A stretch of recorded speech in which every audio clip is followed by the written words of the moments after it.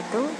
Perkenalkan, nama saya Endara Aini dengan NIM 1012400056. Saya akan menjelaskan tentang am dan khos. Yang pertama yaitu pengertian am. Am secara bahasa berarti merata atau umum. Dikatakan demikian karena am adalah lafadz yang memiliki pengertian umum dan meliputi segala sesuatu yang terkandung dalam perkataan tersebut dengan tidak terbatas. Sedangkan menurut istilah, Muhammad Adib Soleh mendefinisikan bahwa am adalah lafadz yang diciptakan untuk pengertian umum sesuai dengan pengertian lafal itu sendiri tanpa dibatasi dengan jumlah tertentu. Selanjutnya yaitu karakteristik lafadz am. Yang pertama yaitu lafadz jamak seperti kulun jam'iun. Contohnya yaitu lafadz Bismillahirrahmanirrahim, kullu nafsin dha'iqatul maut. Kata kulun yang artinya setiap menunjukkan bahwa hukum berlaku untuk semua yang bernyawa tanpa terkecuali. Lafaz tersebut secara bahasa berarti menyeluruh, tidak terbatas pada individu tertentu. Yang kedua yaitu lafaz jamak dimakrifatkan dengan alif lam jinsiyah. Contohnya yaitu Bismillahirrahmanirrahim, innal insana lafi khusr. Kata insan adalah mufrad.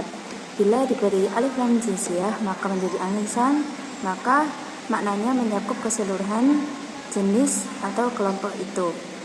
Dengan demikian, lafadz am mengandung cakupan yang luas, bersifat menyeluruh dan tidak terbatas. Selanjutnya yaitu pembagian am.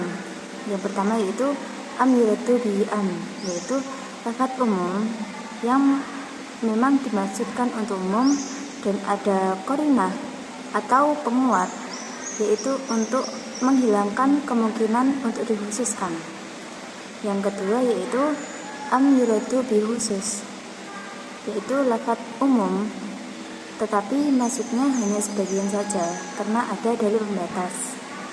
Yang ketiga yaitu am mahsus, yaitu lafadz umum tetap berlaku umum sampai ada dalil yang mengkhususkan, tetapi jika tidak ada maka maknanya tetap luas. Selanjutnya yaitu dalil tentang am. Yang pertama, Quran surat Al-Maidah ayat 38 yang berbunyi wasariqu wasariqatu faqta'u aydiyahum, yang artinya laki-laki yang mencuri dan perempuan yang mencuri, potonglah tangan keduanya.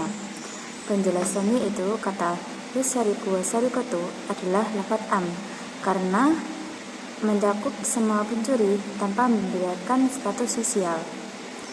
Namun dalam praktiknya hukum tersebut dibasis oleh hadis Nabi yang menjelaskan bahwa pencurian di bawah nisab itu tidak dihukum potong tangan.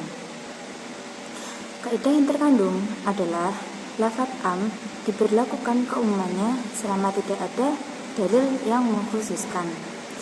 Yang kedua yaitu Quran surat Al-Asr ayat 2-3 yang berbunyi Bismillahirrahmanirrahim, innal insana lafi khusr illal ladzina amanu wa amilus sholihat.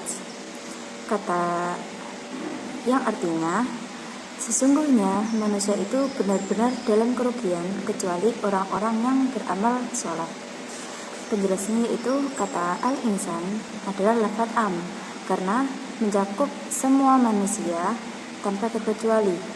Namun dalam ayat tersebut ada kata illa yang artinya kecuali, menunjukkan bahwa lafadz am bisa dikecualikan oleh lafadz lain di dalam satu ayat. Selanjutnya itu kaidah yang terkandung adalah lafadz umum, lafadz am yang telah dikhususkan tetap menjadi hujah kepada sisanya yang tidak dikecualikan. Selanjutnya yaitu pengertian khos.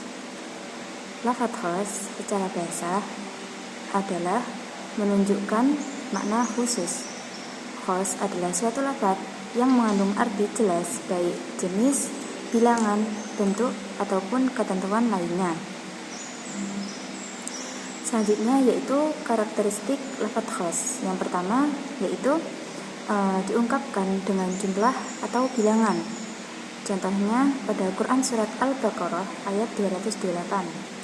Di dalam ayat tersebut menjelaskan yaitu tentang wanita yang ditalak oleh suaminya hendaknya beriddah selama 3 kali haid atau suci.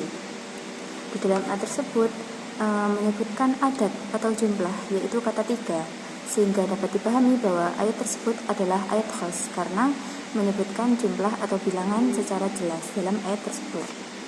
Yang kedua yaitu menyebutkan jenis, golongan atau nama seseorang, yaitu contohnya pada Quran surat Al-Fatayat ayat 29. Di dalam ayat tersebut menyebut Muhammad tersebut adalah lafaz khas karena merujuk pada satu pengertian, yaitu Nabi Muhammad SAW. Selanjutnya yaitu dalil tentang khas,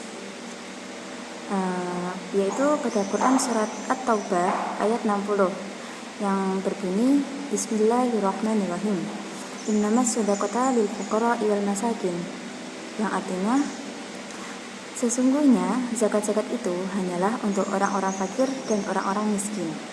Penjelasannya itu kata lil fuqara'i wal masakin adalah lafaz khas karena menunjuk pada satu pengertian, menunjuk pada kelompok tertentu, yaitu orang-orang yang berhak menerima zakat, yaitu orang-orang fakir dan orang-orang miskin yang secara jelas disebutkan dalam ayat tersebut.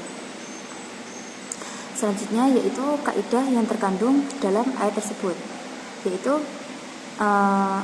lafaz khas diamalkan sesuai dengan kekhususannya. Sekian penjelasan dari saya. Apabila ada kurang lebihnya mohon maaf. Wassalamualaikum warahmatullahi wabarakatuh.